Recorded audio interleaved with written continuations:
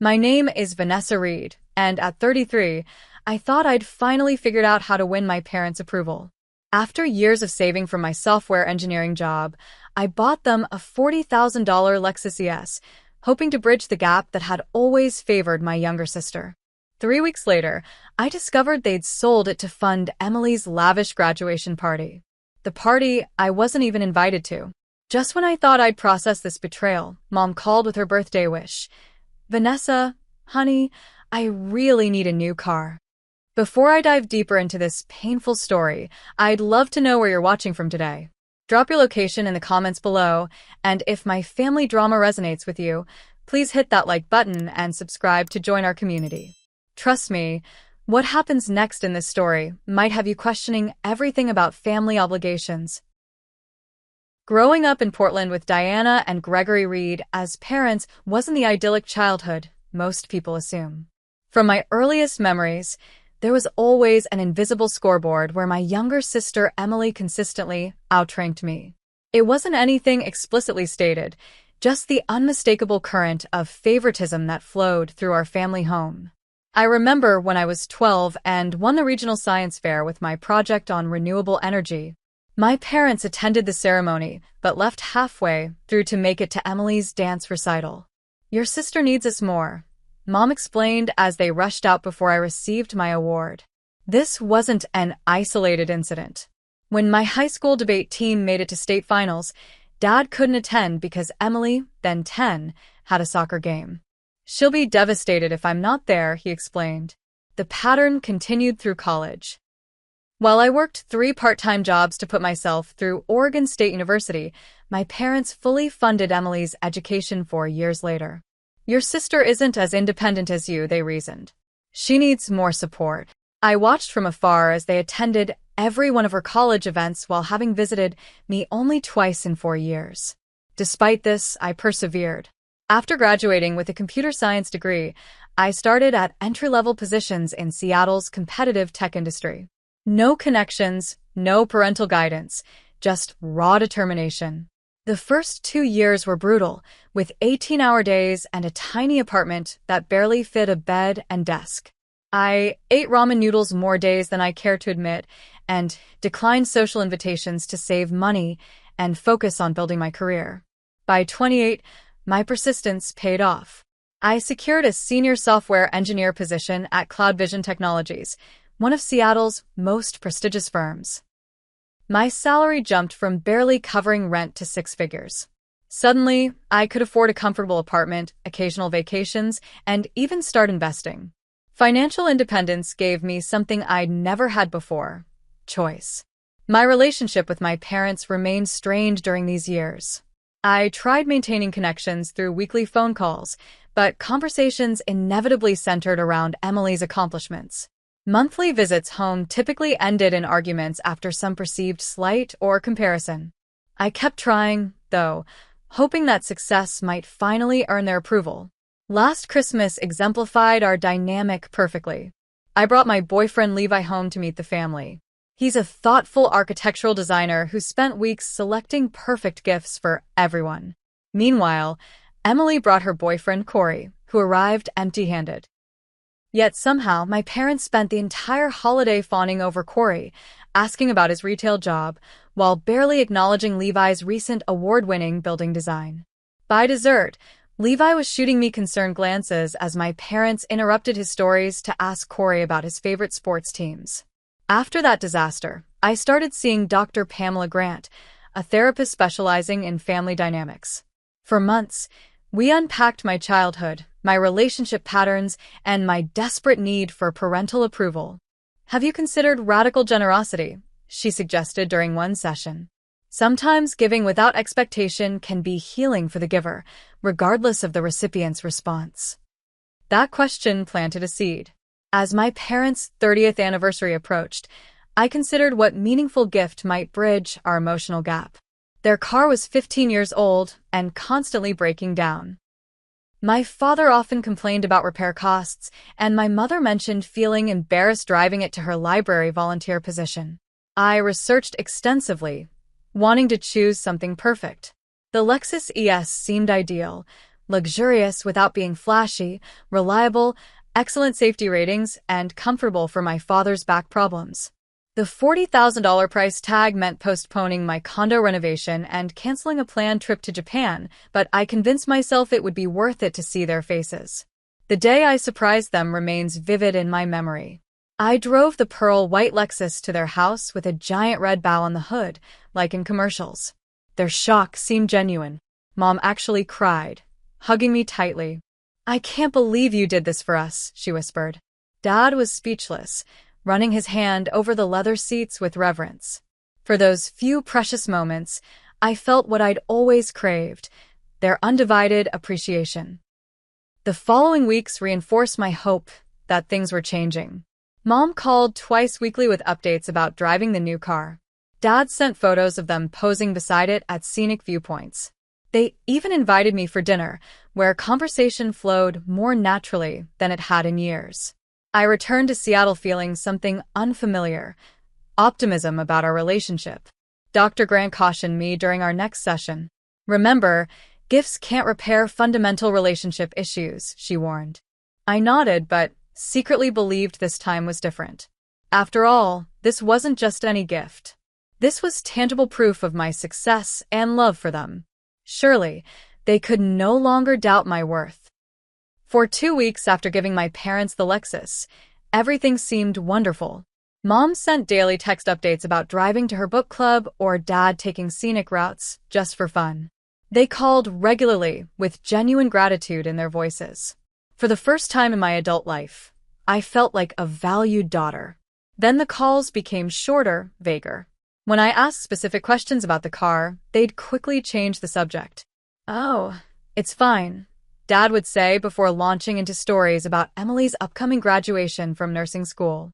At first, I attributed their evasiveness to novelty wearing off, but something felt wrong. 3 weeks after giving them the car, my childhood friend Megan called. We hadn't spoken in months, so I was happy to catch up about her veterinary practice and my latest coding project. As our conversation wound down, she mentioned casually, "By the way, I saw your parents' Lexus at Portland Luxury Motors yesterday. Are they trading it in already?" My stomach dropped. "What do you mean?" "The white Lexus with the custom license plate, Reed 30. It was on the lot with the for sale sign. I figured they were upgrading or something." I laughed it off, suggesting she must be mistaken, but after hanging up, anxiety gnawed at me. I checked my parents' social media. The initial flood of car photos had completely stopped 2 weeks ago. My fingers trembling, I called Portland Luxury Motors. "Yes, we purchased a 2023 Lexus ES from Gregory Reed last week," the sales associate confirmed. "Beautiful condition, low mileage. Are you interested in seeing it?" I sat stunned, unable to respond. The associate's voice continued distantly as blood rushed in my ears. I hung up without another word and immediately called my parents. Mom answered on the 5th ring, her voice artificially bright. "Vanessa, what a nice surprise. We were just talking about you." "Where's the car, Mom?" My voice sounded foreign, controlled despite the hurricane inside me.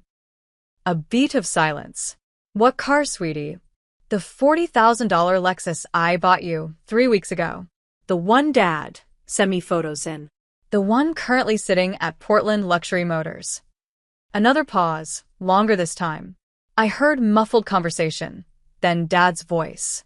"Now, Vanessa, don't get upset. We had an unexpected expense come up." "What expense costs $40,000? I demanded. Mom took the phone back. "Emily's graduation, of course. You know how important these milestones are." The casual way she said it, as if selling my heartfelt gift was completely reasonable, left me speechless. She continued, filling my silence with details about the extravagant party they'd planned at the Lakeside Manor, Portland's most exclusive venue overlooking the Willamette River. "We hired Chef Ricardo for a 5-course meal," she gushed. "And the most amazing photographer, who does all the celebrity weddings in California. Oh, and the jazz quartet was simply divine." Everyone said it was the most elegant graduation celebration they'd ever attended. My voice finally returned. "Everyone? I wasn't invited." "Oh, honey."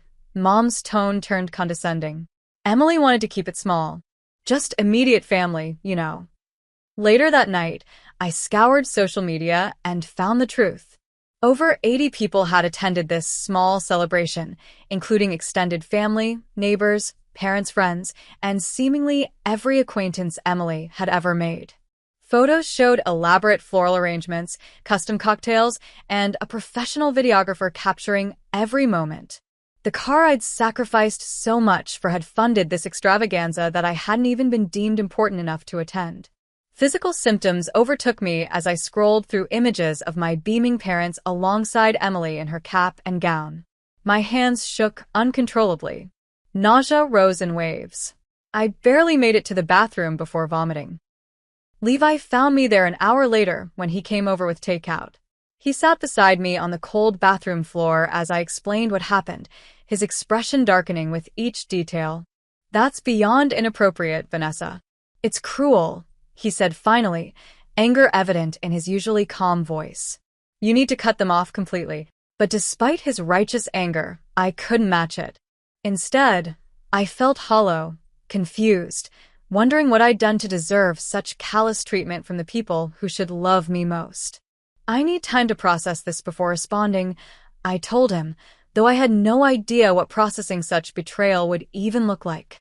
That evening, an email arrived from my mother with a subject line, "Emily's special day." Attached were dozens of professional photos from the graduation party, including shots of the elaborate cake shaped like a nursing textbook and Emily receiving a new MacBook Pro from our parents.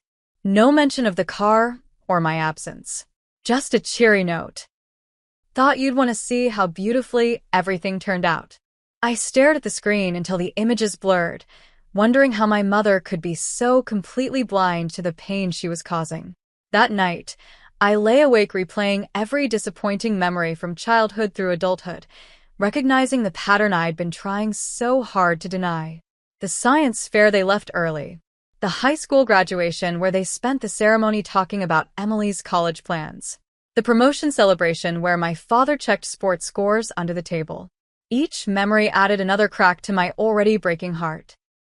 The morning after discovering my parents' betrayal, I called Dr. Grant's office and begged for an emergency appointment. Her receptionist, hearing the desperation in my voice, squeezed me in that afternoon. I gave them everything. I sobbed in her office, tissues piling up beside me. Not just the car, but years of trying. And they couldn't even invite me to the party it paid for. Dr. Grant listened attentively, her face reflecting compassion without pity. "This betrayal hurts more because you allowed yourself to hope," she observed. "The car represented your deepest wish, that through enough sacrifice, you could finally earn their love. Their selling, it wasn't just about losing an object, it was confirmation of your worst fear." Her words crystallized what made this instance different from past disappointments. I'd convinced myself this time would be different. Instead, it was the same rejection but magnified by my vulnerability and financial sacrifice. The betrayal infected every aspect of my life. At work, I missed deadlines and made coding errors I would normally catch immediately. During meetings, I'd find myself staring blankly, having missed entire conversations. My boss, Jessica, noticed, pulling me aside after I zoned out during an important client presentation. "Whatever's happening, take some time," she suggested gently. "Your work has always been exceptional. I know this isn't you." But taking time off seemed worse than staying busy.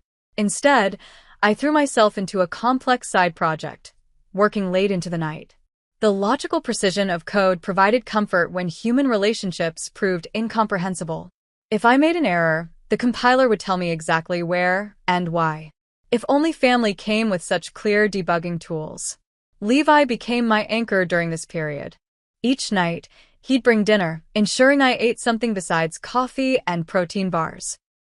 We'd talk for hours about family dynamics, his perspective providing valuable contrast. "In my family, gifts are expressions of love, not transactions," he explained one evening. "My parents would never sell something I gave them, let alone exclude me from what it purchased." His words highlighted the abnormality of my family situation. Growing up in it, I'd normalized behaviors that were actually deeply dysfunctional. This realization triggered memories I'd suppressed for years. On my 16th birthday, my parents promised to take me to dinner at my favorite restaurant. That morning, they announced they needed to attend Emily's soccer tournament instead. "We'll celebrate next weekend," Mom promised, though that celebration never materialized. I spent my birthday alone at home with a store-bought cupcake. At my college graduation, they arrived late and left immediately after the ceremony, explaining they needed to help Emily prepare for her high school prom the following evening. The celebration dinner I'd planned was attended by friends but not family. When I received my first major promotion, I invited them to Seattle to celebrate. They showed up but spent the entire dinner interrogating me about my plans to help fund Emily's college education. Any mention of my achievement was met with, "That's nice, but have you thought about your sister's needs?" These memories manifested physically. I lost my appetite, dropping 7 pounds in 2 weeks.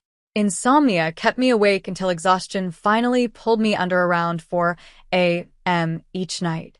Dark circles became permanent features on my face, and my skin broke out from stress. My friends rallied around me. Tara and Dominic, a couple I'd known since college, instituted mandatory weekly dinners where they created safe space for me to vent without judgment. Tara, who had experienced similar family dynamics, recommended books that helped me understand what I was experiencing. "You're grieving," she explained over pasta one evening. "Not just the car or the exclusion from the party, but the parents you deserved and never had." I spent hours researching family favoritism and its effects. Articles and books validated feelings I'd questioned my entire life.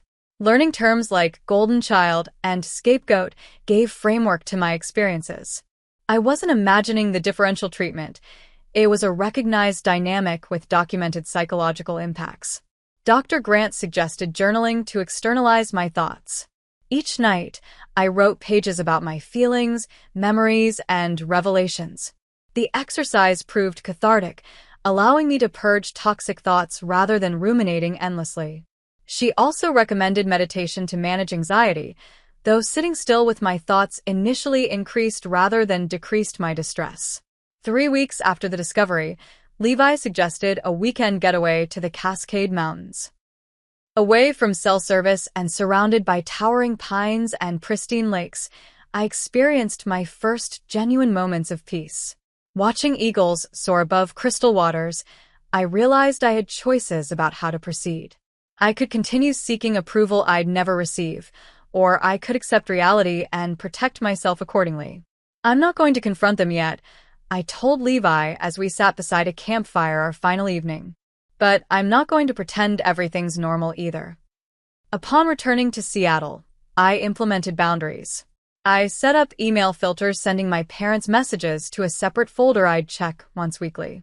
I stopped answering their calls immediately, instead returning them at scheduled times when I felt emotionally prepared. I created a script for conversations, redirecting personal questions and ending calls when they became manipulative.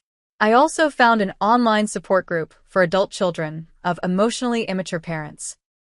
Reading other stories reinforced that I wasn't alone or oversensitive. Many members shared similar experiences of favoritism and financial exploitation. Their collective wisdom helped me develop strategies for protecting my well-being while navigating complicated family relationships. Most importantly, I established a robust self-care routine. Morning runs along Seattle's waterfront. Evening meditation sessions. Regular meals with friends who valued me. Therapy twice weekly. These practices slowly rebuilt my emotional strength, creating foundation for whatever would come next. Little did I know, the next test was already approaching, and it would require every ounce of that newly developed strength. For weeks passed with minimal contact with my family. I'd responded briefly to texts, kept calls short and impersonal, and ignored the steady stream of Emily-focused emails. This distance created space for healing to begin. My sleep improved gradually.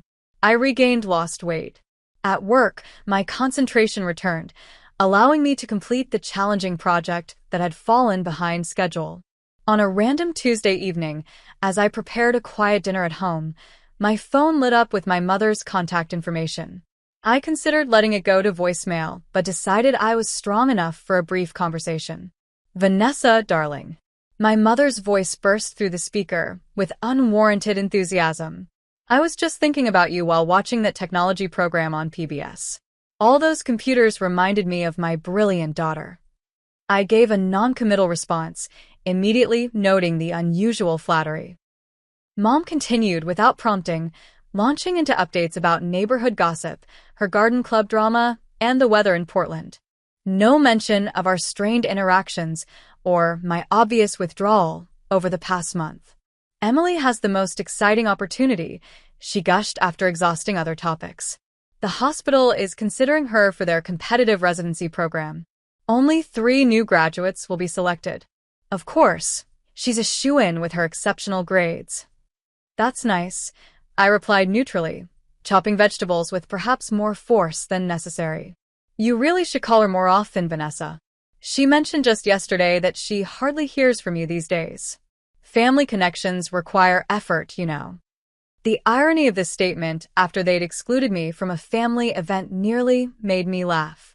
Instead, I breathed deeply, maintaining the emotional distance I'd worked hard to establish. Then came the pivot that would change everything.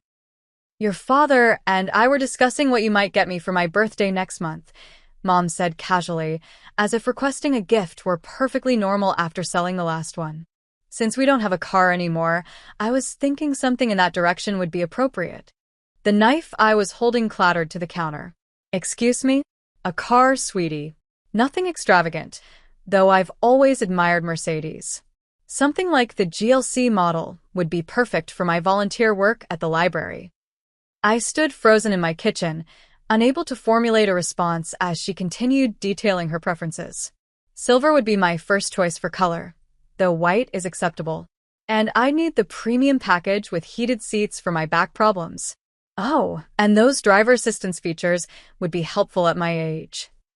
My heart hammered so loudly I was certain she could hear it through the phone. After several seconds of stunned silence, I managed to stammer, Mom, I already bought you a car. The one you sold. Oh, Vanessa, she said with a dismissive laugh. That's water under the bridge. Families help each other when needed, and Emily's graduation was a priority. Now it's my birthday coming up, and I know my successful daughter wants to make her mother happy. The manipulation was so transparent it momentarily took my breath away. When I didn't immediately agree, she shifted tactics. After everything your father and I have done for you, I don't think a nice car is too much to ask. We supported you your entire life, and this is how good daughters show appreciation. Emily agreed you should do this for me. I need to think about it, I replied weakly, my mind spinning. Perfect. We can go shopping this weekend. I've already made appointments at 3 dealerships on Saturday. Your father will pick you up at 9 a.m. sharp. Before I could object, she hurried off the phone, claiming her book club was arriving momentarily.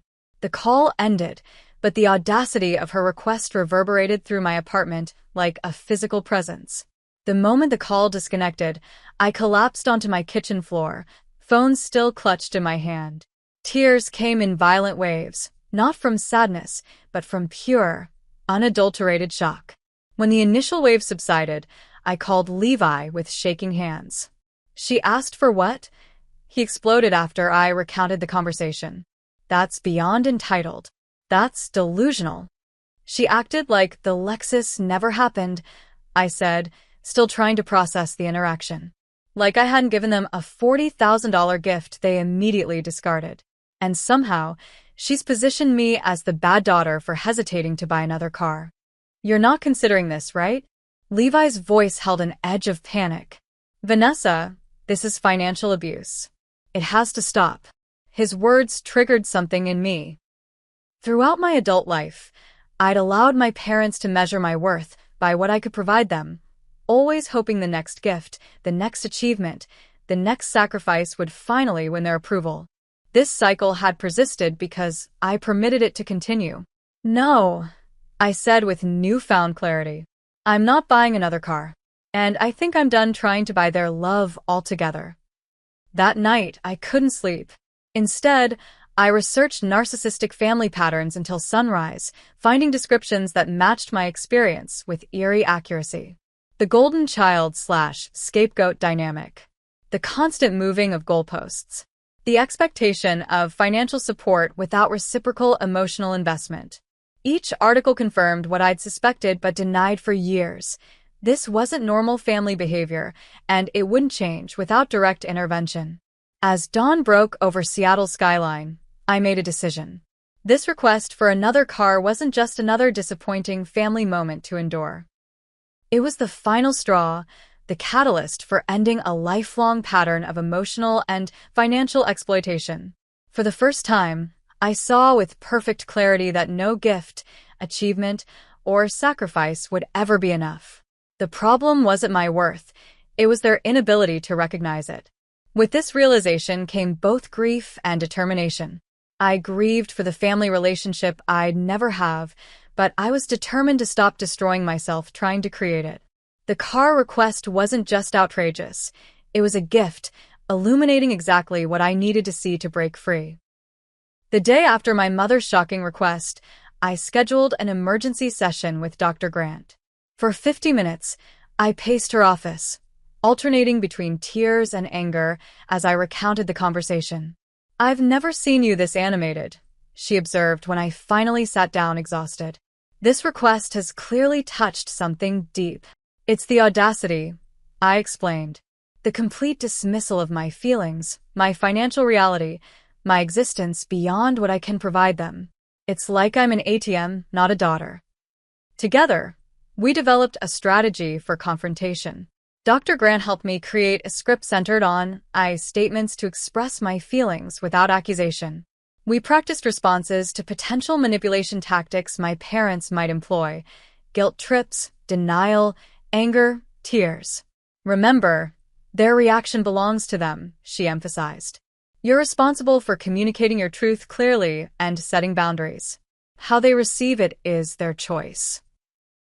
That evening, I invited Levi, Tara, and Dominic for dinner to discuss my approach. They'd supported me through the initial betrayal and understood the significance of this turning point. Each offered valuable perspective based on their knowledge of my family dynamics. "Document everything in writing," Tara suggested, passing me a bowl of pasta. "Send an email outlining the car gift, when it was given, when you discovered it was sold, and your feelings about being excluded from what it funded."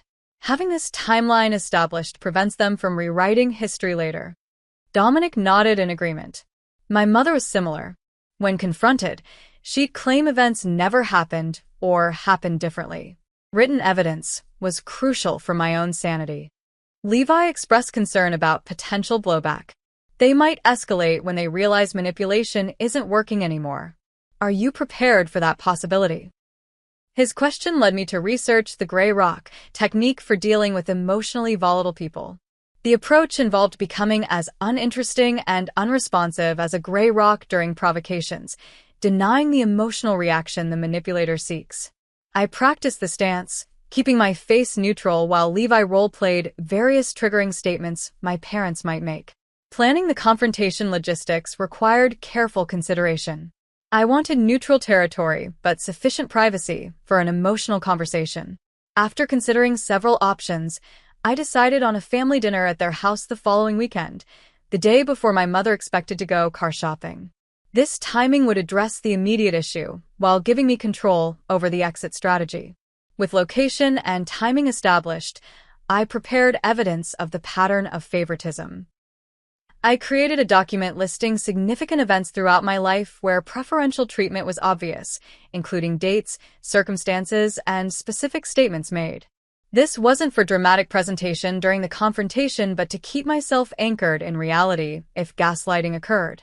Anticipating financial arguments, I met with my company's advisor to review my budget. He confirmed what I already knew. While I earned a good salary, my recent car gift had already stretched my finances considerably. Another major purchase would require liquidating retirement investments or taking on significant debt. Having these numbers clearly documented would help me resist guilt-based appeals. I also gathered paperwork related to the original car gift, the purchase receipt, transfer documents, and insurance forms showing I'd paid 6 months of coverage in advance. These established the gift's value and intentionality, contradicting any potential claim that it was merely a loan or temporary provision. Throughout the week, I continued therapy sessions focused on setting realistic expectations. Dr. Grant cautioned me against hoping for acknowledgement, apology, or behavioral change. The confrontation is primarily for you, she explained. It's about stating your truth and establishing boundaries. Their acceptance of those boundaries is separate from your need to express them. This perspective helped me prepare emotionally for various outcomes, including the possibility of temporary or permanent estrangement. While painful to consider, I recognized that authentic relationship couldn't exist without mutual respect, something my parents had rarely demonstrated. I also drafted a letter to Emily, explaining my perspective without vilifying our parents. While she had benefited from the favoritism, I didn't blame her for a dynamic created and maintained by adults. The letter expressed my desire for an adult-sibling relationship independent of our parents' influence, acknowledging that she might need time to process this shift in family dynamics. Physical preparation became equally important as mental preparation. I established consistent sleep patterns, limited alcohol and caffeine, and maintained my exercise routine to manage stress. Each morning, I recited personal affirmations reinforcing my worth beyond achievements or provisions. I am valuable simply because I exist. I deserve respect without earning it through sacrifice. The night before the confrontation, I met with Dr. Grant for final preparation. We reviewed potential scenarios and reinforced healthy responses. She reminded me of my progress and strength, highlighting how different this approach was from my previous pattern of silent endurance followed by renewed effort to please. Whatever happens tomorrow, she said as our session concluded, remember that speaking your truth is an act of self-respect. That alone makes it worthwhile. I left her office feeling a curious mixture of dread and determination. The conversation ahead would be difficult, possibly relationship-altering. Yet for the first time in my life, I was approaching my parents not as a child seeking approval, but as an adult establishing essential boundaries. This shift alone represented tremendous growth, regardless of the outcome. As I packed my overnight bag for the trip to Portland, I included the documentation I'd prepared, my script with talking points, and a small notebook for grounding if emotions became overwhelming. Levi helped me load these into my car, holding me tightly before I got in. Call me anytime, day or night, he insisted. I'm here whatever happens. His unwavering support contrasted sharply with the conditional love I'd experienced from my family. It reinforced my conviction that healthy relationships existed and were possible for me, strengthening my resolve to no longer accept less than I deserved. That night, I slept surprisingly well, as if my subconscious recognized that regardless of tomorrow's outcome, a weight would be lifted. I was finally addressing the dynamic that had shaped my entire life, and whatever came next would be built on truth rather than illusion. Saturday morning dawned with unusual clarity for Seattle in spring. I took this as a good omen as I loaded my car for the 3-hour drive to Portland. My carefully prepared notes sat on the passenger seat, a physical reminder of the boundaries I intended to establish. Throughout the drive, I alternated between rehearsing my talking points and allowing music to calm my nervous system. Physical symptoms of anxiety manifested despite my preparation: sweaty palms, accelerated heartbeat, slight nausea. I practiced breathing exercises at each rest stop, reminding myself that discomfort didn't equal danger. Approaching my childhood neighborhood, familiar landmarks triggered complicated emotions. The park where Dad taught me to ride a bike before Emily was born. The library where Mom used to take just me for special Saturday morning reading hours. These early memories from before the favoritism became entrenched felt like glimpses into an alternate reality where our family developed differently. As I pulled into my parents' driveway, my hands trembled slightly. I sat in the car for several minutes, gathering courage before retrieving my notebook and walking to the front door. Before I could knock, it swung open to reveal my mother's smiling face. Vanessa, right on time. Come in, come in. I've made your favorite lemon bars. My father appeared behind her, offering an awkward side hug. Good to see you, kiddo. Ready for car shopping tomorrow? Their normal greeting, as if our relationship were perfectly healthy, momentarily disoriented me. I followed them into the familiar living room, where an unexpected sight awaited: my sister Emily and her boyfriend Corey sitting on the couch. Surprise! Mom exclaimed. Emily came to help with car selections. She knows you've been so busy with work that you might not have researched properly. Emily offered a small wave, looking uncomfortable. Corey nodded politely, clearly unaware of the underlying tension.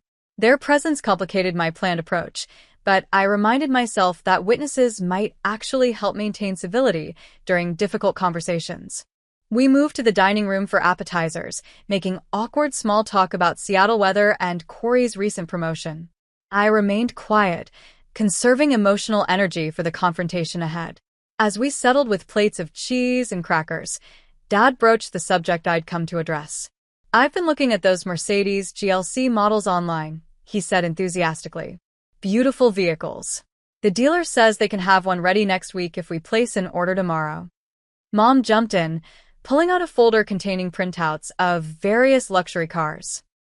I've narrowed it down to 3 options, she explained, spreading brochures across the table. All have the features I need, though the Mercedes is my favorite. The silver exterior with black interior would be perfect. I watched in disbelief as they discussed feature packages and financing options as if my agreement were already secured.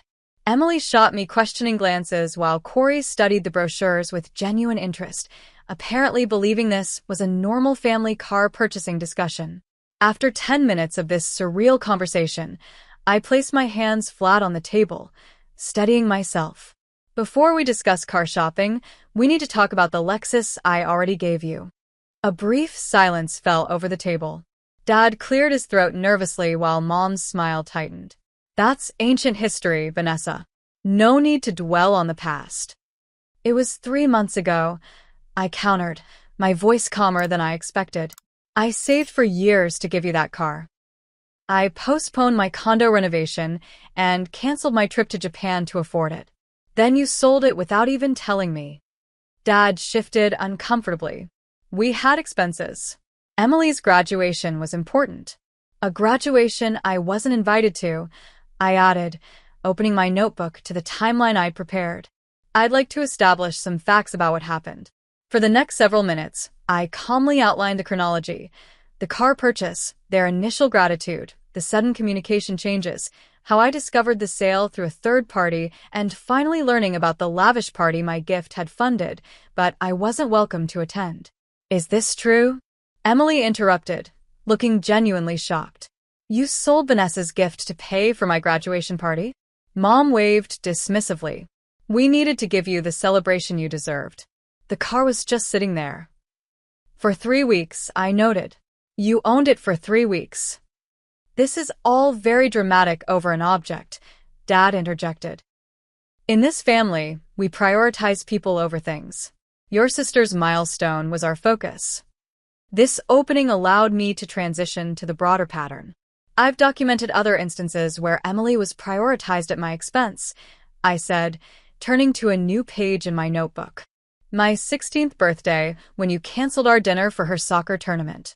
My college graduation when you left early for her prom preparations. My promotion celebration where you only discussed her college applications. That's not how those things happened, Mom protested, her face flushing. You're exaggerating to make us look bad. Then how did they happen? I asked quietly. Dad jumped in. We've always treated you girls exactly the same. If anything, we've been more supportive of you because Emily needed less help. Emily, looking increasingly uncomfortable, finally spoke up. Mom, Dad, I remember those events the way Vanessa described them. You did leave her graduation early because of my prom. I felt bad about it even then. This unexpected alliance momentarily stunned our parents. Mom quickly attempted to redirect. We're getting off track here. We're supposed to be discussing my birthday present. That's actually why I came today, I replied, pulling out the document I'd prepared with my boundaries.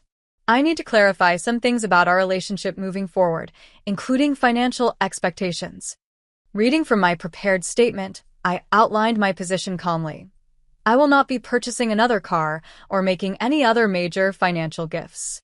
The Lexus represented significant sacrifice on my part, and your decision to sell it without discussion demonstrated that you don't value my contributions. Moving forward, our relationship needs to be based on mutual respect rather than financial support. I continued, detailing conditions for our continued contact. Acknowledgement of past patterns, commitment to more equitable treatment, and respect for my financial and personal boundaries. Mom's eyes filled with tears as I spoke. At first, I thought I'd gotten through to her, but her next words revealed the tears were tactical rather than reflective. After everything we've done for you, she said tremulously, this is how you repay us? By making cruel accusations and refusing to help your aging parents. Dad adopted a different approach, his voice hardening. No daughter of mine speaks to her mother this way. You've clearly let your fancy job and city lifestyle corrupt your family values. I remained calm, applying the gray rock technique we'd practiced. I understand you're upset. My boundaries aren't negotiable, but I'm open to rebuilding our relationship within them. What relationship? Mom snapped, tears vanishing as quickly as they'd appeared. Real daughters support their parents without conditions. Emily would never treat us this way. Emily shifted uncomfortably. Don't bring me into this, Mom. I think Vanessa has valid points. You're taking her side? Dad demanded, looking betrayed. Corey, clearly wishing he were anywhere else, stared intently at his plate while this family drama unfolded around him. Mom made one final attempt, combining guilt and manipulation. If you leave without agreeing to my birthday gift, don't bother coming back. We've apparently raised an ungrateful, selfish daughter who cares more about money than family. The car was never about money, I replied, gathering my things. It was about showing love in a way I thought you'd appreciate. What hurts isn't losing the money, it's realizing the gift meant nothing compared to maintaining the family dynamic where Emily comes first. Dad's face reddened dangerously. You might as well know your attitude will affect your inheritance. We've already decided Emily will receive the house and the majority of our assets. I couldn't help but laugh, not from humor but from the perfect symmetry of this threat. I already gave you my inheritance, I said, rising from my chair. You sold it to throw a party I wasn't invited to. With that statement hanging in the air, I walked calmly toward the front door despite my parents' continued protests. To my surprise, Emily followed me onto the porch, closing the door behind us. I had no idea about the car, she said quietly. I'm so sorry, Vanessa. It's not your fault, I assured her. This dynamic was created long before either of us had any say in it. Still, it's not right. And I did ask for you to be at the graduation party. They told me you were too busy to attend. This revelation stung, but didn't surprise me. We should talk, I suggested. Separately from them. I'd like to have a relationship with my sister that isn't filtered through our parents. She nodded, her eyes reflecting genuine regret. I'd like that too. We exchanged a brief, awkward hug before I continued to my car. As I drove away, I glimpsed my parents watching from the living room window, their expressions a mixture of anger and disbelief. Despite the difficult confrontation, I felt lighter than I had in years. The truth had finally been spoken aloud, and whatever came next would be built on reality rather than illusion. Once safely on the highway, I called Levi as promised. It's done, I told him, my voice shaking with residual adrenaline. They reacted exactly as we expected. Are you okay? His concern warmed me even from 200 miles away. Not yet, I admitted. But I think I will be. The immediate aftermath of confronting my parents was physically and emotionally overwhelming. I pulled into a hotel parking lot halfway back to Seattle, unable to continue driving as delayed shock set in. My hands trembled so violently, I dropped my phone twice trying to check in. That night, I barely slept, replaying the confrontation and second-guessing my approach despite knowing it had been necessary. The following morning, I continued to Levi's apartment rather than going home. He took one look at my exhausted face and wordlessly pulled me into a tight embrace.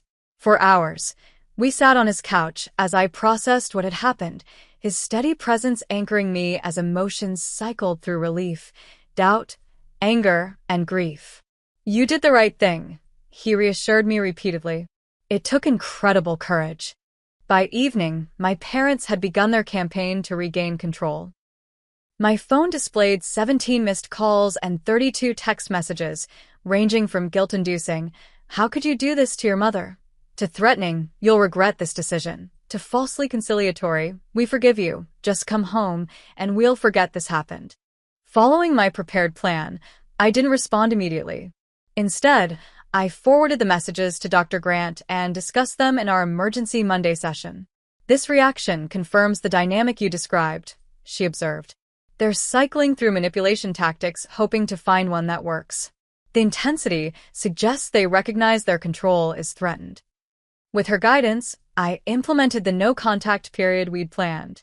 I blocked my parents' numbers temporarily, set up email filters sending their messages to a separate folder, and asked friends to screen unexpected visitors at my condo. These boundaries weren't punitive but protective, creating space to strengthen my resolve before re-engagement.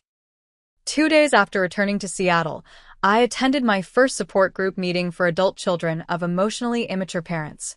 Sitting in a community center classroom with 7 strangers, I shared my story, receiving validating nods and understanding glances throughout.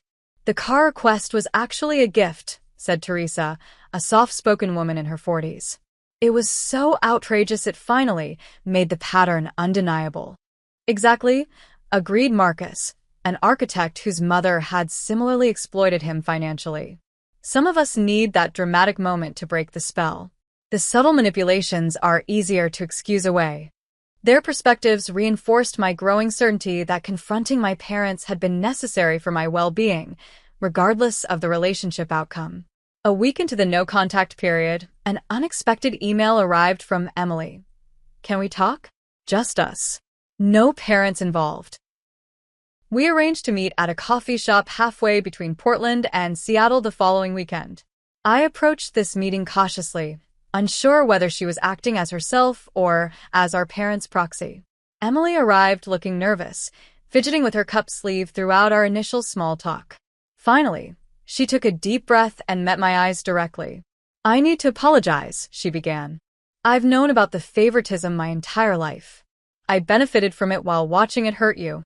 I never challenged it because it was easier not to." Her honesty surprised me. We spent 3 hours in that coffee shop, having our first authentic conversation as adults. She shared her perspective on growing up as the golden child, describing the suffocating expectations and conditional love that came with that position. "They controlled me through praise and rewards," she explained. "Every decision was influenced by their approval. Until recently, I couldn't separate my identity from their vision of me." This perspective helped me see how we'd both been damaged by our parents' dysfunctional approach, albeit in different ways. Emily had received preferential treatment but lost autonomy. I'd been neglected but developed independence. "I didn't know about selling your car gift," she insisted. When I found out at the confrontation, something finally clicked. I couldn't keep pretending their behavior was normal. This conversation marked the beginning of a new relationship between us, one based on mutual understanding rather than competition. We agreed to meet monthly, establishing connections separate from our parents' influence. Meanwhile, my parents escalated their attempts to regain control. They called my workplace, claiming a family emergency. They contacted mutual friends, spreading stories about my mental breakdown. My father even showed up unannounced at my condo building, though security refused him entry based on my prior instructions. Each attempted boundary violation reinforced the necessity of my stance. I maintained the no-contact period while documenting every incident, creating evidence of their behavior pattern should I need it later. Extended family members began calling, clearly enlisted as flying monkeys, to pressure me into compliance. Aunt Patricia insisted I was breaking your mother's heart.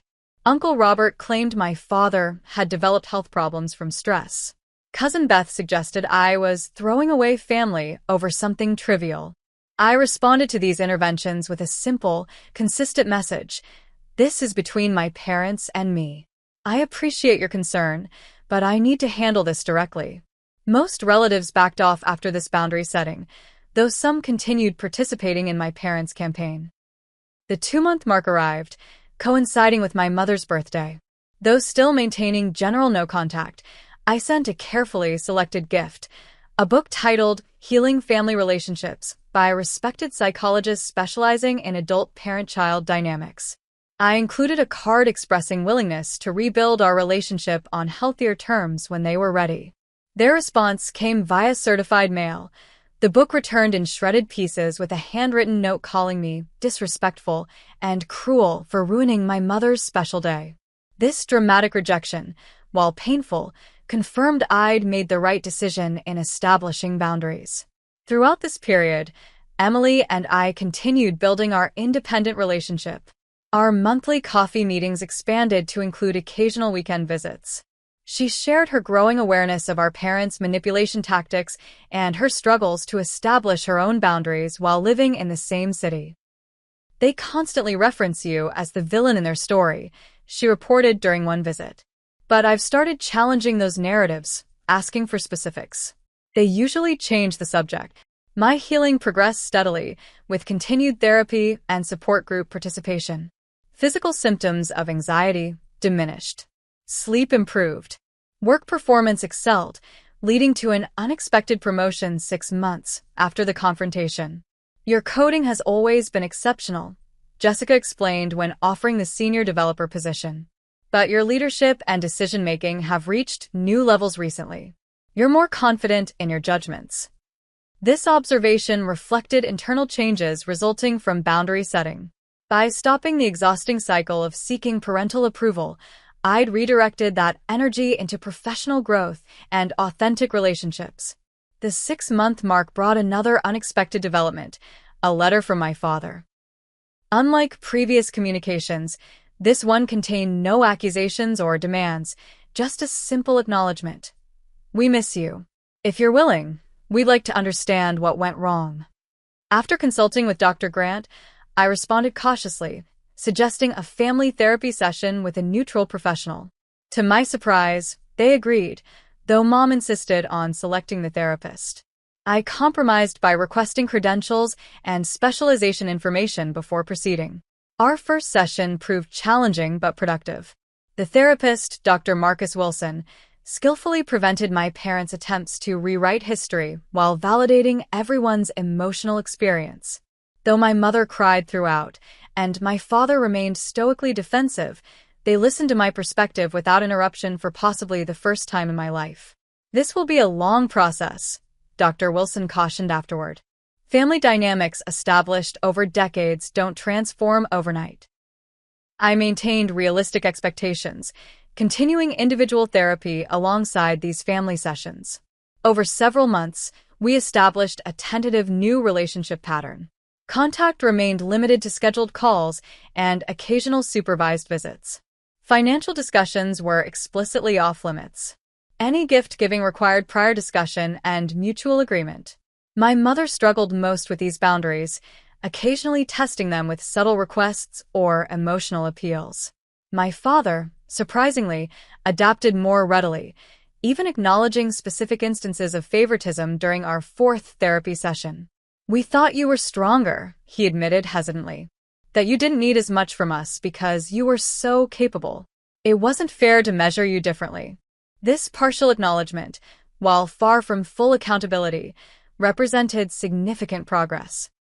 1 year after the confrontation, I celebrated with a small dinner gathering including Levi, Tara, Dominic, and Emily. We raised glasses to personal growth and authentic relationships, acknowledging both the pain and progress of the past 12 months. I never imagined we'd be here, Emily said, gesturing between us. Actually talking. Actually seeing each other. Me neither, I admitted. But I'm grateful we are. The evening's highlight came when Levi proposed marriage, presenting a ring and promising partnership based on mutual respect and support. This commitment to building healthy family bonds felt like the perfect counterpoint to the dysfunctional patterns I'd finally escaped. My sister's engagement gift arrived the following week, a framed photo of us as children, arms around each other, before family dynamics had fully separated us. Accompanying it was a note to building the relationship we should have had all along. Looking back on that turbulent year that began with a $40,000 car and ended with priceless personal growth, I realized the most valuable gift wasn't anything material. It was the recognition of my own worth independent of others' validation, the courage to speak truth despite discomfort, the wisdom to distinguish between genuine love and conditional approval. Some family relationships were strengthening under new, healthier terms. Others remained complicated works in progress. But for the first time, I navigated these connections from a position of self-respect rather than desperate approval-seeking.